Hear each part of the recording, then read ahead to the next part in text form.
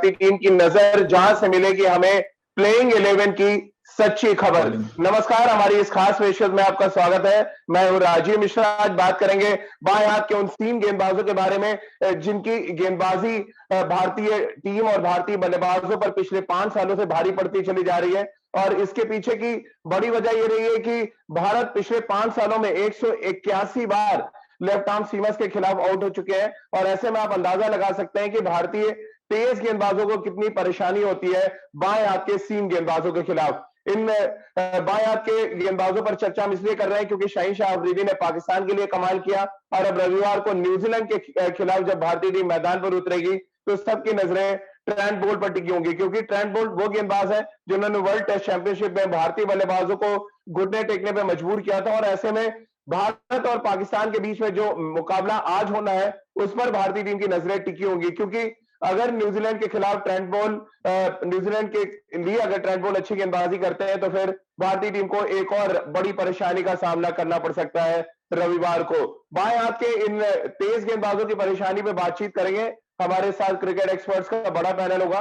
हमारे साथ रितेंद्र सिंह सोडी है और सबा करीम है। इनसे हम बातचीत का सिलसिला शुरू करें उससे पहले एक रिपोर्ट आपको दिखाते हैं और इस रिपोर्ट को देखकर आपको अंदाजा लग जाएगा कि बाएं हाथ के तेज गेंदबाज पिछले 5 साल से कैसे भारतीय बल्लेबाजों को परेशान कर रहे हैं। एक तरफ जहां भारतीय बल्लेबाजों का रिकॉर्ड खराब होता चला जा रहा है बाएं हाथ के तेज गेंदबाजों के खिलाफ, वहीं लगातार खतरा अब इस बात का भी मंडरा रहा है कि जो काम शाहीन अफरीदी ने पाकिस्तान के लिए किया, कहीं वही काम ट्रेंट बोल्ट न्यूजीलैंड के लिए न कर दें। 5 सालों में 181 विकेट रहे हैं तेज गेंदबाजों के नाम, जिनमें सबसे ज्यादा 44 विकेट रहे हैं ट्रेंट बोल्ट के नाम। आप अंदाजा लगाइए कि भारत और पाकिस्तान और जो न्यूजीलैंड के बीच में मुकाबला आपसे कुछ ही देर बाद यानी कुछ घंटों के बाद शुरू होगा। वहां पर ट्रेंट बोल्ट पर किस तरह से भारतीय टीम मैनेजमेंट नजर बना के रखेगी। सबा भाई, थोड़े हैरान करने वाले आंकड़े हैं क्योंकि लेफ्ट आर्म सीमर कम होते हैं वर्ल्ड क्रिकेट में, लेकिन 5 सालों में 181 बार भारतीय बल्लेबाज लेफ्ट आर्म सीमर के शिकार हुए हैं।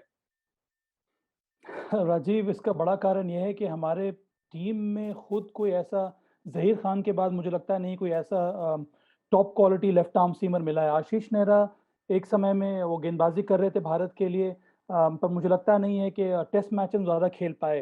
तो जो अभ्यास मिलना चाहिए, जो तैयारी होनी चाहिए भारतीय बल्लेबाजों की, वो हो नहीं पाती और ये बहुत बड़ा प्रॉब्लम है। और इसके बारे में हमेशा बात करते हैं जब भी हमारा मुकाबला एक ऐसी टीम के साथ होता है जिसमें अच्छे क्वालिटी के लेफ्ट आर्म सीमर्स होते हैं, चाहे वो न्यूजीलैंड हो या फिर ऑस्ट्रेलिया हो। एक समय में आपको याद है मिचेल जॉनसन थे ऑस्ट्रेलिया के, उन्होंने भी भारत को कई बार तंग किया।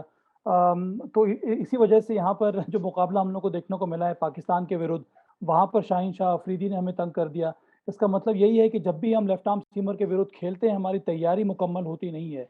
अगर आप ठीक तरह से तैयार होकर जाएंगे, अगर आप सही तकनीक के साथ खेलेंगे, तभी आपको सफलता मिलेगी। पिछले मैच में भी देखने को मिला, उसमें जो सही टेक्निक होनी चाहिए थी, जो सही फुटवर्क होना चाहिए था रोहित शर्मा और केएल राहुल को, वो देखने को मिला नहीं और इसी वजह से शाहीन अफरीदी ने इन दोनों का विकेट लिया। तो हाँ, ये बहुत बड़ा प्रॉब्लम है और इसको सॉल्व करना बहुत ज़रूरी है इंडियन बैटर्स के लिए न्यूजीलैंड मैच के पहले।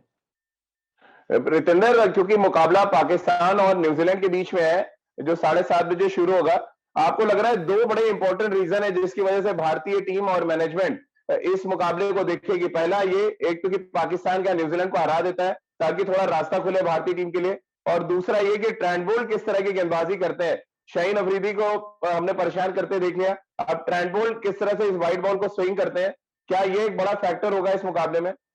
जी हाँ, बिल्कुल राजीव, अगर आप बात करें लेफ्ट आर्म सीमर की तो वो प्रेडिकामेंट रहा है अगर हम भारतीय बल्लेबाजों की बात करते हैं। और भारतीय बल्लेबाज बहुत ज्यादा निर्भर कर रहे हैं रोहित शर्मा पे, केएल राहुल पे, विराट कोहली पे, क्योंकि ये हम टॉप 3 हैवी हैं। इनको तो रन्स बनाने होंगे तो इन्होंने नया बॉल खेलना है। तो जी हाँ, अगर आप बात करें लेफ्ट आर्म की, वो तो एक प्रॉब्लम है, उसको एड्रेस करना होगा। लेकिन अगर हम पिछला मैच की बात करते हैं, जैसे हरीश रॉफ ने बॉलिंग किया, काफी तेज डाला, वहां पे भारतीय बल्लेबाजों को दिक्कत आ रही थी। शदाब जिस तरह बॉलिंग कर रहे थे वहां पे दिक्कत आ रही थी। तो इन टोटलिटी काफी बातचीत की जरूरत है। अकेला लेफ्ट आर्म सीमर आप उसकी बात करेंगे, आप ट्रेंट बोल्ट को तो अच्छा खेल लेंगे, लेकिन बाकी बॉलर्स न्यूजीलैंड के उनका क्या? तो जी हाँ, यहाँ पे आज नजर होगी इस मैच में पाकिस्तान न्यूजीलैंड पे। लेकिन भारत को अपना घर देखना होगा। जो गलतियां बेशुमार हुई हैं पिछले मैच में उसको सुधारना होगा।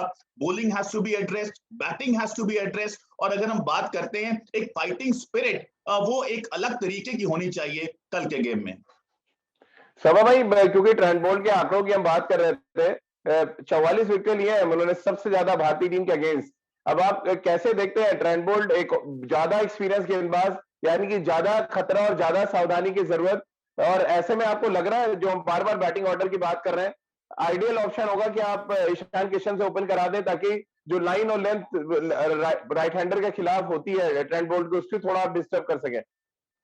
राजीव, वो एक विकल्प हो सकता है, right hand left hander combination अगर एक लेफ्ट आर्म स्विंग बॉलर या फिर किसी भी स्विंग बॉलर के सामने अगर आप पेश कर दें, तो वो सीमर को परेशानी होती है सही लाइन ढूंढने में या फिर सही लेंथ ढूंढने में। तो वो एक विकल्प ज़रूर है। पर जो भी आप कर लें राजीव, ये ज़रूरी है कि बैटिंग करने के पहले वो प्लेयर को विजुलाइज करना होता है कि बॉलर क्या ट्राई कर रहा है। और अगर आप ठीक प्रकार से विजुलाइज करेंगे, अगर कंप्लीट रहेगी आपकी तैयारी इन टर्म्स ऑफ विजुअलाइजेशन, तब मुझे लगता है कि आपको आसानी होगी। कहने का मतलब यही है कि विजुअलाइजेशन का मतलब ये है कि जब आप खेल रहे हैं एक लेफ्ट आर्म सीमर के सामने, तो आपको मालूम होना चाहिए कि उसके विकेट टेकिंग डिलीवरीज कौन-कौन से हैं। उसके लिए मुझे मुझे मुझे किस तरह की तैयारी करनी है, मेरा फुटवर्क क्या होना चाहिए, मेरा सर सामने जाना चाहिए, मेरा सर अक्रॉस नहीं गिरना चाहिए। तो ये सारी चीज़ों पर आपको ध्यान देना होगा, और वो तभी कर पाएँगे आप जब आप विजुअलाइज कर रहे हैं। और ये बड़ा ही इंस्टिंक्टिव गेम है राजीव, खास विशेष करके बल्लेबाजी। यहाँ पर जिस जिस तरह की आप तैयारी करते हैं, वो आपके मेमोरी में एक तरह से घुस सा जाता है, और फिर उसी को आप रेप्लिकेट करते हैं मैच के दौरान। तो मुझे लगता है कि देखिए, आप परिवर्तन तो कर सकते हैं ओपनिंग स्लॉट में, पर जो भी नया बल्लेबाज भी अगर आ रहा है, उसको भी विजुअलाइज करना होगा जी, जो ट्रेंट बॉल्ट क्या आप किस तरह से आप ट्राई कर रहे हैं आउट करने के लिए।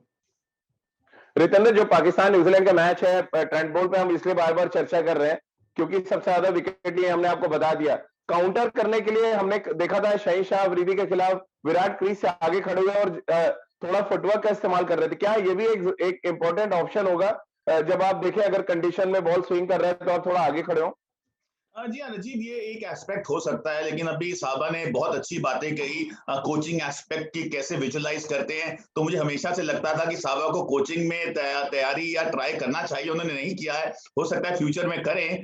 But all said and done, अभी जो हम बात कर रहे हैं, आपने अच्छी बात की कि जैसे विराट कोहली आगे आके चलिए, क्रीज के बैटिंग कर रहे थे, लेकिन ये सब इंडिविजुअल पे निर्भर करता है। शायद केएल राहुल वैसे एडजस्ट ना कर पाए, रोहित वैसे ना कर पाए, सबकी अपनी टेक्निक है, अपना माइंडसेट है, लेकिन यहाँ पे जरूरी है आप माइंड में कैसे तैयारी करते हैं। अगर आपको पता है जी, बॉल अंदर आ रहा है, आपका माइंड उस टाइम कैसे प्रिपेयर्ड है।